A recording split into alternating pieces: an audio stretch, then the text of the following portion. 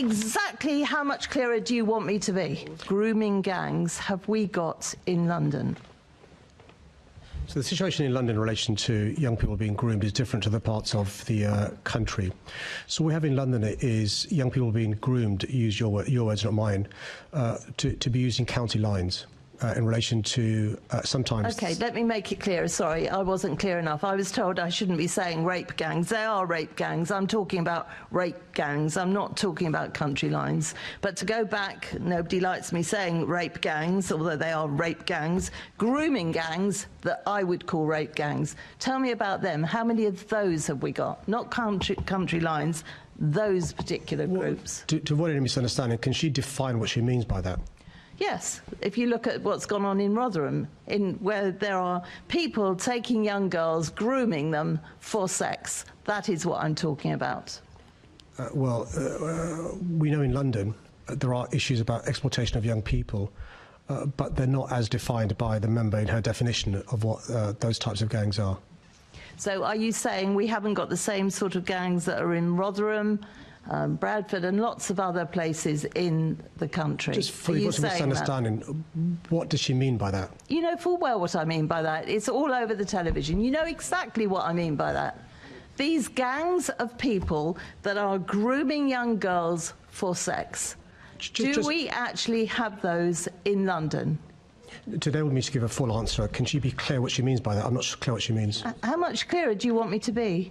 Look at the gangs that they've uncovered in other parts of the country.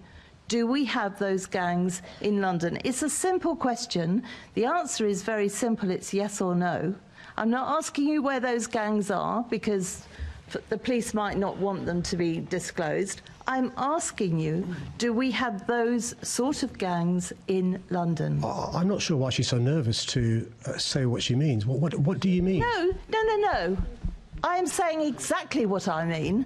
I'm saying, have we got any of those grooming gangs in London? I'm unclear, Chair, what is meant by the question. If she could spell it out, I can answer. I've just spelt it out. Are you not listening? It's the sort of gangs that groom young girls at a young age for sex. Exactly how much clearer do you want me to be? So we do have issues in London with young girls being groomed for county lines. Some of those girls are used for sex. And that's one of the reasons why I've set up things like the Lighthouse, funded by City Hall, why we've set up 4 hubs that help survivors of child sexual abuse, why we're investing in London's Violence and Exploitation Support Service, why I commissioned the HMI to look into the issue of child exploitation, why the Met Police Service now employs 1,200 child protection officers, why we have Operations Interior, first begun in London, why we're the only police force that began the V100, targeting the 100 most violent young people. I just asked a yes-no question. So approximately how many of these gangs that I am talking about, that I do not know why you don't understand the sort of gangs I'm talking about, exactly, or approximately, I should say, to give you leeway, approximately how many of those gangs have we got in London? Because the public is very, very rightfully concerned about this and concerned about these young women. Well, I'm still none the wiser why she's so nervous about saying what she means. But in London, we have V100, which are the 100 most prolific, dangerous people the police target. That number goes up and down. So one month, the V100 may be 120 people, or one month there may be 80 people, and each BCU has a localised V number. So when I was in Croydon a few weeks ago, the V number wasn't 100, it was a bit below. But as they reminded me, people can sometimes go in that list or out that list. Thank you. Chairman, I was very clear in what I was talking about. I just don't understand what it is that the Mayor wants me to say that's any different. So how many grooming gangs are operating in London? It's a simple question, one every parent, every citizen deserves a straight answer to.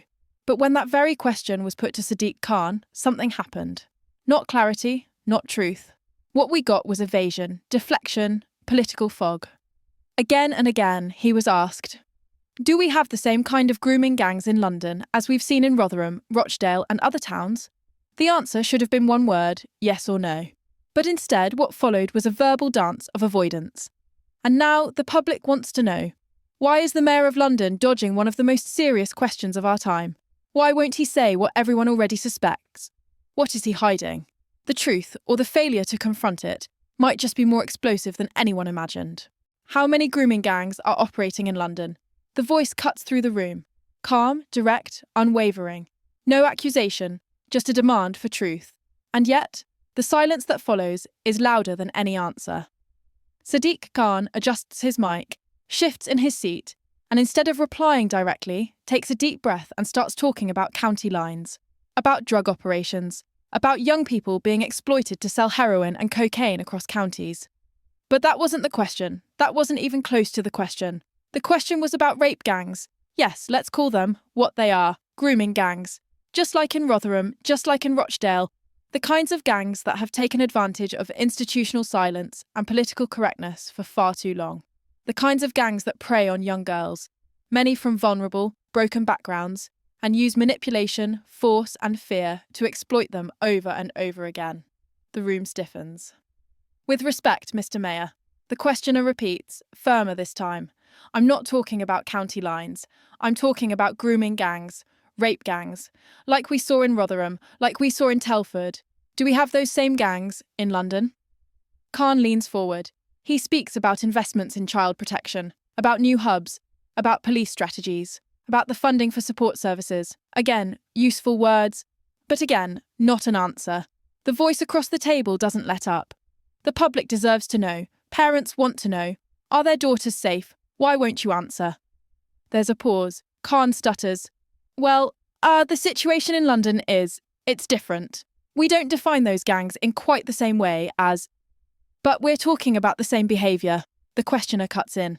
Girls being groomed, sexually exploited, passed from man to man, just like in the north.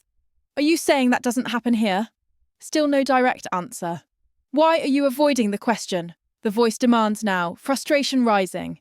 This isn't about politics. This is about truth, about children, about girls who are being abused while the people in power refuse to even say the words. You say county lines, I say rape gangs. We're not talking about drug mules. We're talking about victims of sexual violence, of lifelong trauma. The same horror stories we've seen in Rotherham. Are they happening in London? Khan once again diverts, talks about complex cases, about multi-agency responses. But the room is no longer listening.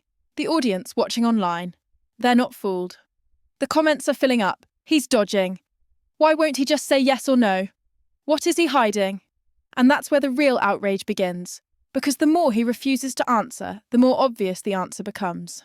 If it were a clear no, wouldn't he just say it? But he doesn't. He won't.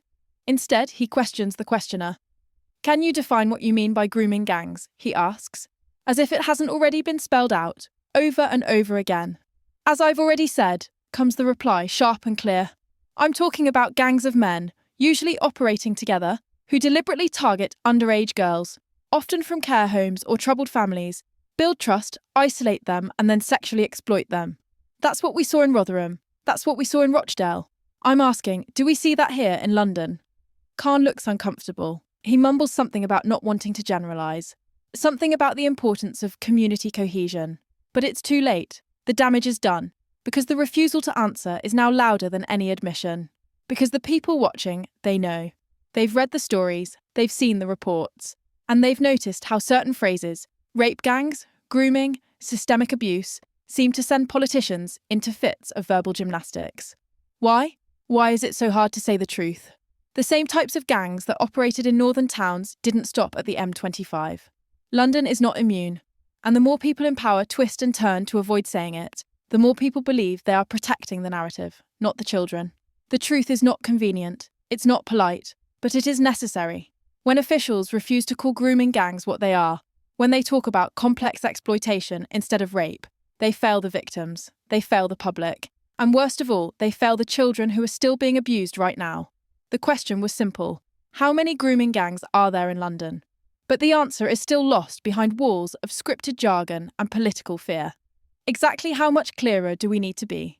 Exactly how many times do survivors need to come forward? Exactly how many young girls need to be exploited before someone in power stops protecting reputations and starts protecting the truth?